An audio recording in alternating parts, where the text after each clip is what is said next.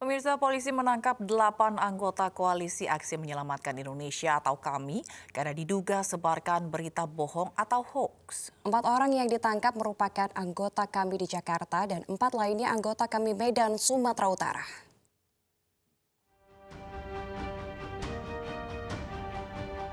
Tim dari Direktorat Tindak Pidana Cyber Barreskrim Polri menangkap sejumlah aktivis dan petinggi koalisi Aksi Menyelamatkan Indonesia (KAMI).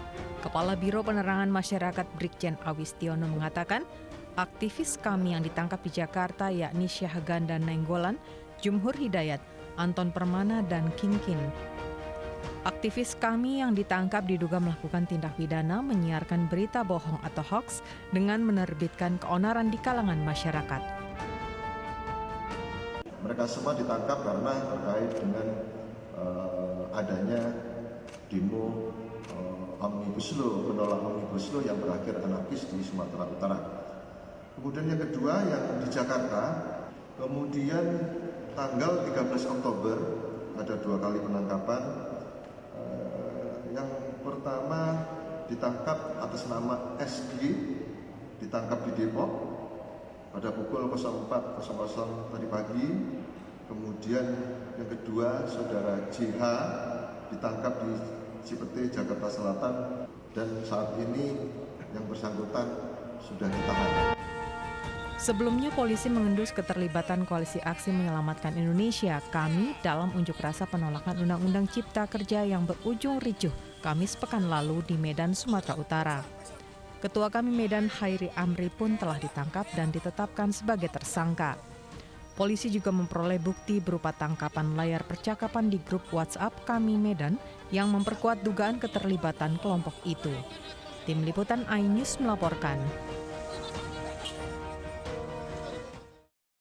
Pemerintah percaya Undang-Undang Cipta Kerja bisa membawa banyak manfaat bagi rakyat.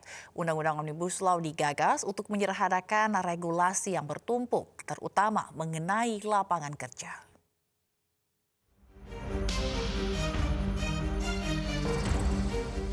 Pemerintah berupaya menjawab keraguan masyarakat di tengah kontroversi yang terus terjadi pasca disahkannya Undang-Undang Cipta Kerja oleh DPR 5 Oktober lalu.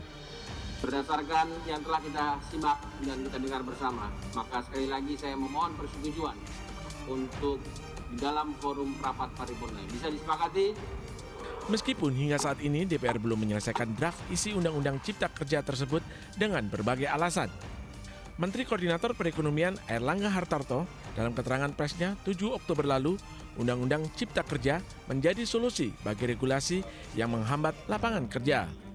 Menurut Airlangga, undang-undang ini juga mendesak diberlakukan karena sekitar 2,92 juta angkatan kerja membutuhkan lapangan kerja baru, apalagi di tengah pandemi COVID-19.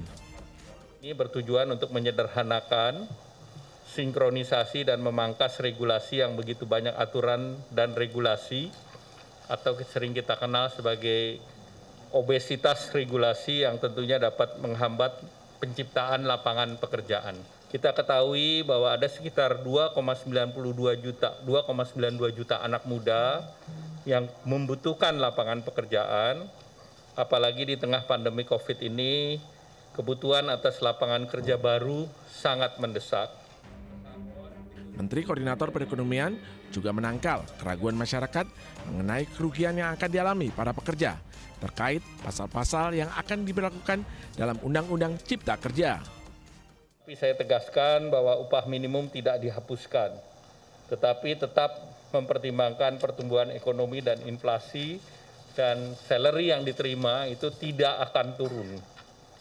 Kemudian yang kedua terkait dengan pesangon itu ada diatur, ada kepastian pembayaran pesangon dan mendapatkan tambahan jaminan kehilangan pekerjaan, dan juga apabila terjadi pemutusan hubungan kerja, ada manfaat berupa peningkatan kompetensi ataupun upskilling, serta diberikan akses kepada pekerjaan yang baru. Di tengah pro kontra, rakyat berharap keyakinan pemerintah dapat membuktikan bahwa pengesahan Undang-Undang Cipta Kerja dapat menjawab masalah yang selama ini dialami. Tim Liputan iNews melaporkan.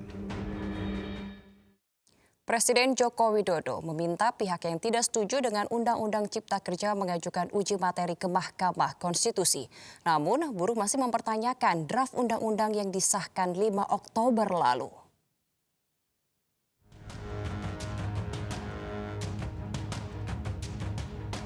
Maka sekali lagi saya memohon persetujuan untuk di dalam forum rapat paripurna. Bisa disepakati?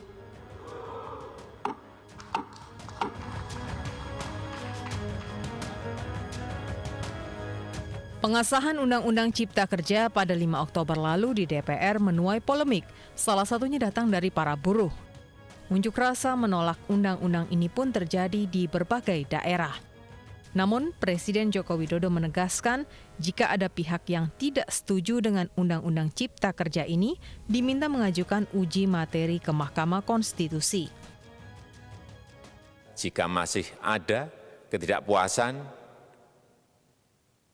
terhadap Undang-Undang Cipta Kerja ini, silahkan mengajukan uji materi atau judicial review melalui MK, Mahkamah Konstitusi.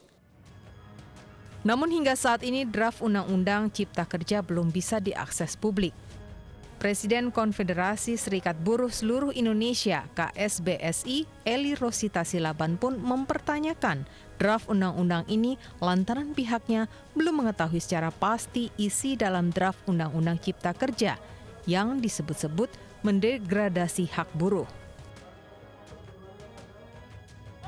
Berikan ke masyarakat secara terbuka undang-undang yang ada, jangan kita dipermainkan, karena memang pada dasarnya kami memiliki hoax. Karena dari DPR sampai sekarang kita tidak mendapatkan itu, walaupun misalnya yang sekelas sekali berpengacara kondang mengatakan bahwa beliau sudah memiliki itu. Saya masih mendengar tadi malam bahwa ada seseorang DPR berbicara di depan saya bahwa tadi malam baru mau dikeluarkan. Jika mengacu pada peraturan Mahkamah Konstitusi nomor 5 tahun 2005, uji materi undang-undang dilaksanakan dengan mengajukan permohonan judicial review atau uji materi melalui kepanitraan dan ditulis dengan bahasa Indonesia baku serta dibuat dalam 12 rangkap. Permohonan harus memuat perkara yang digugat disertai dengan bukti pendukung. Jika berkas dianggap tidak lengkap, pemohon wajib melengkapinya dalam waktu 7 hari. Sementara tanggal persidangan akan ditetapkan dalam waktu 14 hari. Tim iNews melaporkan.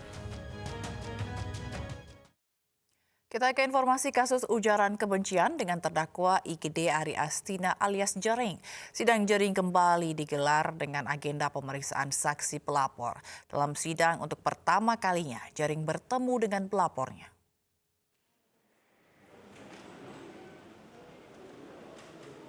Diketuai Ida Ayu Nyoman Atnya Dewi, sidang kasus ujaran kebencian dengan terdakwa IGD Ari Astina alias Jering kembali digelar di Pengadilan Negeri Denpasar.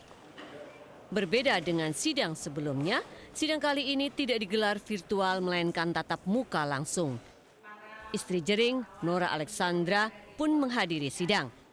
Meski digelar langsung, sidang dengan agenda pemeriksaan saksi ini tetap menerapkan protokol kesehatan yang ketat. Sidang pertama ini untuk pembuktian kan pemeriksaan saksi korban ya. Jadi kita fokus kepada upaya untuk mengeksplorasi dari keterangan-keterangan saksi korban dan saksi fakta. Sebelumnya, Pengadilan Negeri Denpasar memilih pemeriksaan saksi atas kasus Jering ini digelar non-virtual guna mencegah adanya kebocoran informasi. Pihak pengadilan khawatir jika persidangan digelar melalui live streaming, maka saksi berikutnya akan mendapat bocoran informasi. Dari Denpasar, Bali, Dewi Umaryati, Dewa Partika, iNews melaporkan. Pemirsa, 3 terdakwa kasus surat jalan palsu Joko Chandra menjalani sidang perdana di Pengadilan Negeri Jakarta Timur. Joko Chandra didakwa pasal 263 dengan ancaman hukuman 8 tahun penjara, sementara 2 terdakwa lain dijerat pasal berlapis. Terdakwa kasus surat jalan palsu Joko Chandra bersama 2 terdakwa Anita Kolopaking dan Brigjen Prasetyo Utomo menjalani sidang dakwaan di Pengadilan Negeri Jakarta Timur. Jaksa penuntut umum membacakan dakwaan terdakwa Joko Chandra yang dipimpin langsung oleh Muhammad Syirat sebagai hakim ketua. Sementara ketiga terdakwa dihadirkan secara virtual dari lapas. Joko Chandra didakwa pasal 263 KUHP dengan ancaman hukuman maksimal 8 tahun penjara. Sementara dua terdakwa lain didakwa dengan pasal berlapis.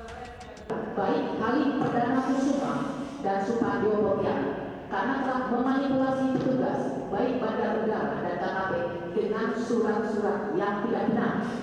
Perbuatan terdakwa merupakan tindak pidana sebagaimana diatur dan diancam pidana dalam pasal 263 ayat 2 Kitab Undang-Undang Hukum Pidana junto pasal 64 ayat 1 Kitab Undang-Undang Hukum Pidana. Dalam kasus surat jalan palsu ini, Joko Chandra meminta Anita Kolopaking untuk mengurus kedatangan dirinya ke Indonesia dengan bantuan Brigjen Prasetyo Utomo yang saat itu menjabat Kepala Biro Koordinasi dan Pengawasan PPNS Bareskrim Polri untuk membuat surat jalan palsu mengurus sidang PK yang mengharuskan Joko Chandra hadir. Dari Jakarta, Ririn Oktaviani, Rizky Solehudin, Angga Joshua, iNews melaporkan. Pemirsa, Menteri Luar Negeri, Menteri Kesehatan, dan Menteri BUMN tengah berada di Inggris untuk membawa 50 juta vaksin dari 100 juta yang dipesan. Ini pagi segera kembali dengan informasi selengkapnya.